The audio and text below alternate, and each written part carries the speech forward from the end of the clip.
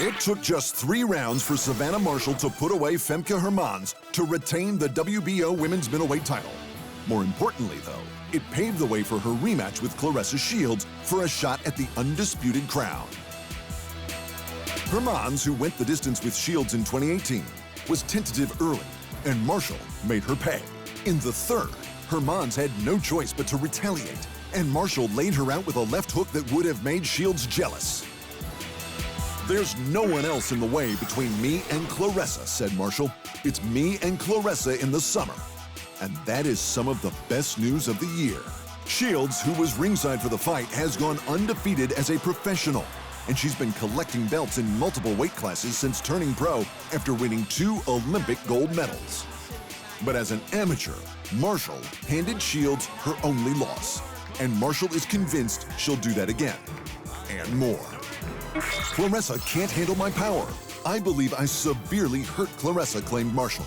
"It's Great Britain versus America. It's got to happen here in the northeast of England. After I beat her, they will have to call me GOAT." To the heavyweights, Alexander Usyk may get to defend his titles after all, despite fighting in Ukraine as part of a territorial defense battalion. Usyk's contractual obligations to face Anthony Joshua again in a rematch for the WBA, WBO, and IBF belts were put on hold due to Russia's invasion of Ukraine.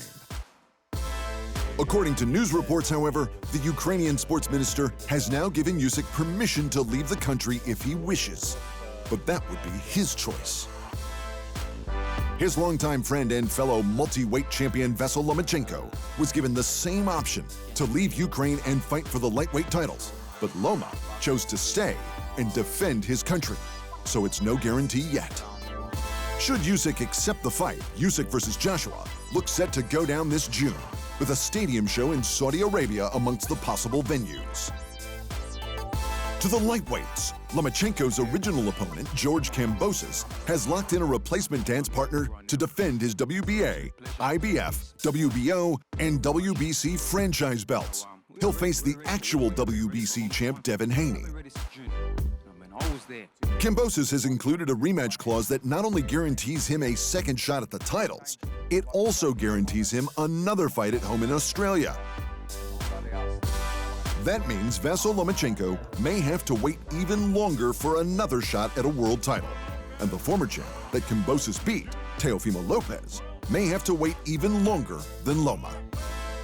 The unified champ Kambosos will face the WBC champ Haney in Melbourne, Australia at Marvel Stadium on a Sunday afternoon, prime time on a Saturday night in the States, this June 5th, to crown an indisputable, undisputed lightweight champion.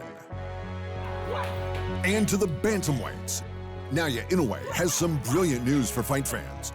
The Monster has announced that he will be defending his WBA and IBF titles in a rematch against Nonito Donaire, which was the 2019 Fight of the Year. The undefeated Inoue has been crushing all comers in multiple weight classes, scoring titles in junior fly, junior bantam, and now bantamweight.